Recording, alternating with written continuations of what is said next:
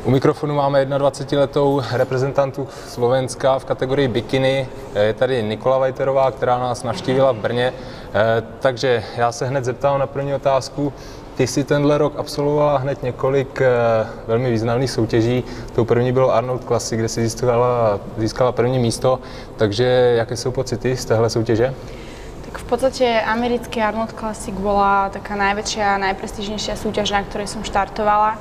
Som veľmi rada, že sa mi ju podarilo vyhrať, pretože tá konkurencia aj na základe toho, že tam bola veľká obsadenosť amerických pretekárov a teda bolo to na americkej pôde, bolo naozaj veľmi ťažké a som rada, že malá Európanka zamútila vodu aj na amerických pódiach.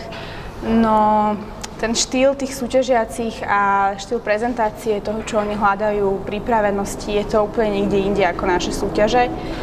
Ale hovorím, podarilo sa, tak asi to bolo dobré. A když to srovnáš s evropskými soutěžemi, na kterých si startovala potom, tak nějaký významný rozdíly?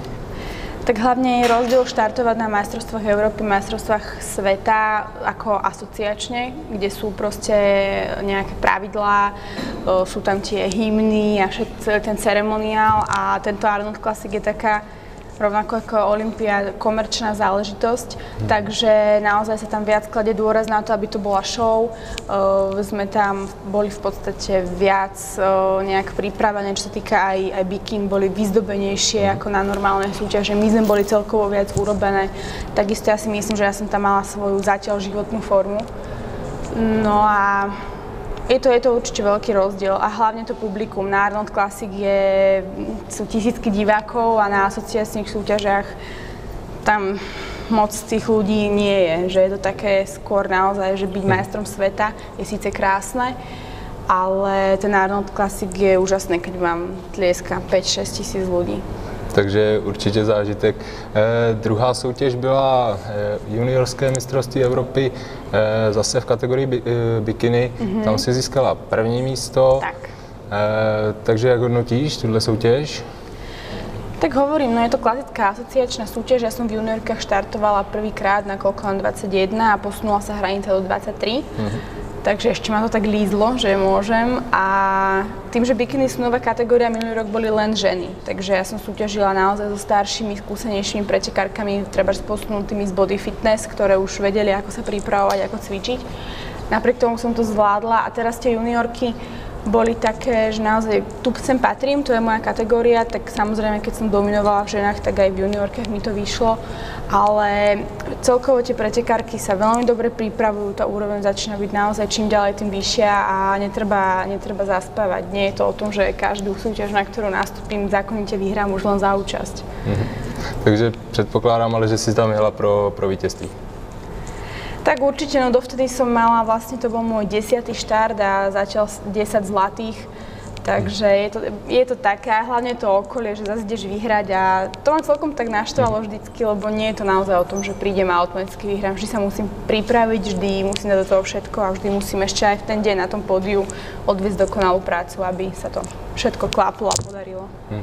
A na poslední soutěži, která byla, což bylo mistrovství Evropy žen, si získala druhé místo. Druhé. Jo, takhle, druhé místo. Prvýkrát druhé.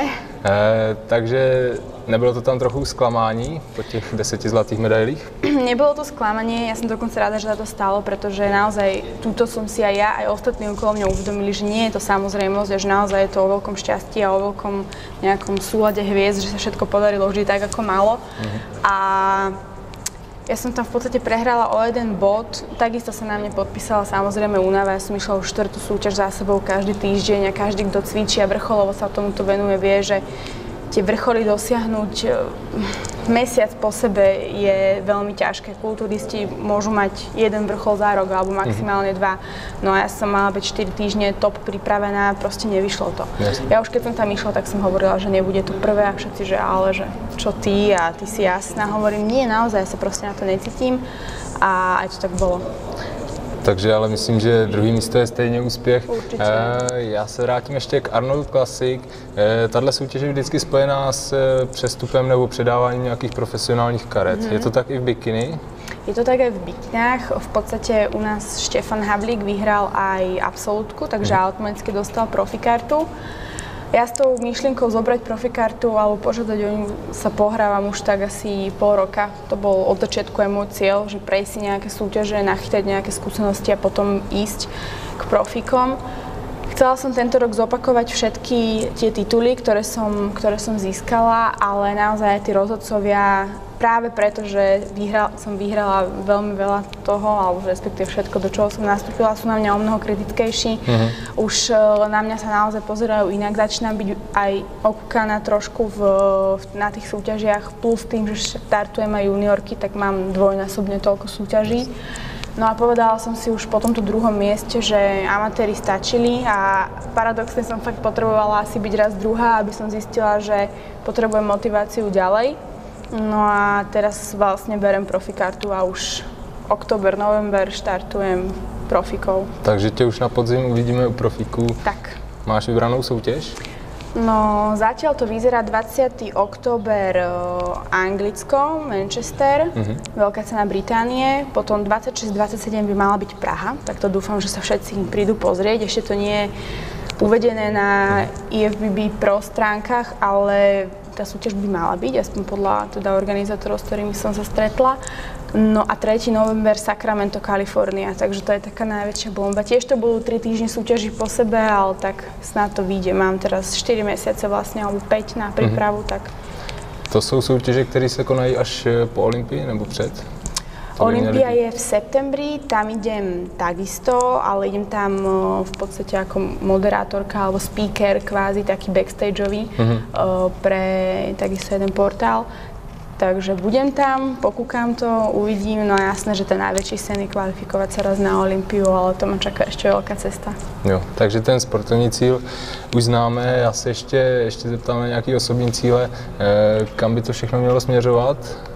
Tady nebo ta tvoje aktivita ve sportu, jestli plánuješ někdy nějakou rodinu nebo vyloženě se chceš věnovat čistě sportovní kariéře?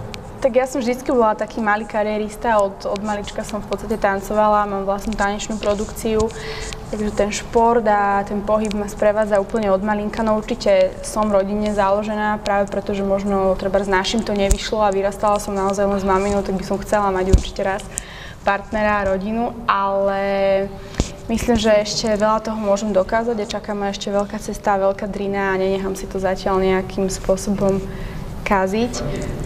A uvidíme, ako to všetko klapne. No bikiny sa nedajú robiť do nekonečna, takže uvidím, ako mi to vyjde v Amerike. Chcela by som dostať nejakého amerického sponzora alebo nejakých amerických partnerov, pretože to veľmi treba na tej pôde. No a uvidíme, čo z toho bude. A když by přišla nabídka třeba zůstat v Americe, tak jak celá řada tady závodnic právě z fitness nebo podobně zůstaly, tak zůstala bys tam? Myslím si, že áno, nerobí mi problém cestovať, nedrží ma nejak extra nič na Slovensku. Samozrejme, že mám tu rodinu a vždy to bude môj domov, ale som flexibilná, mobilná. Nikdy, už od malička som vedela, že neostanem žiť na Slovensku. Ako tú základňu tam chcem mať, tá rodina je super, že tam ja vrácať sa budem vždy rada, ale nelipnem nejak na tom, že žiť na Slovensku alebo niečo. Takže aj to je jedna z mojich výhod, že naozaj môžem robiť tento šport, lebo nič ma neviaže, nič ma nedrží. Iba teda vôľa makať a to sa dá hoci kde. Jasne. Super. Děkuju a přeju hodně štěstí. Ďakujem aj ja vám.